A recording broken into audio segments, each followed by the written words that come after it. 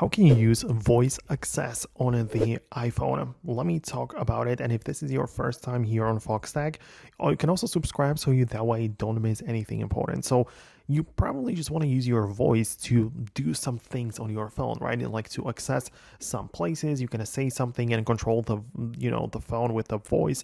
And there are more ways how you can do this. Obviously, Siri is the choice, which we have to mention quickly. Like, of course, Siri is not the best personal assistant, but it is still part of the iPhone, and you can use your voice to trigger it and even tell it to like set up an alarm or give you some basic information. So yeah, it can do some things.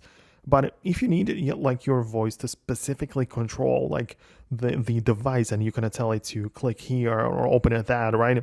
If you want to use your voice for that purpose, you actually have to go to the accessibility settings, and in there, part of the sections here or of the menus, you're going to set up the voice control. So it should be able to be found right here.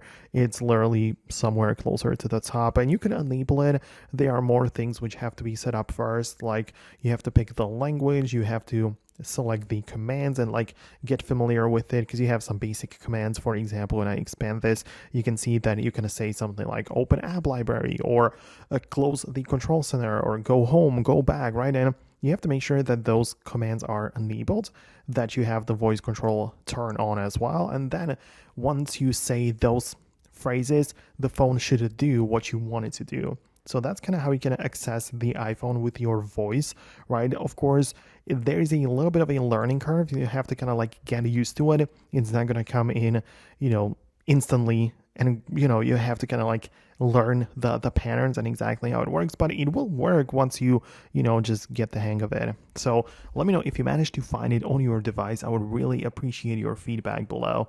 Thanks a lot for watching and your support, and I'll see you in the next tutorials as well.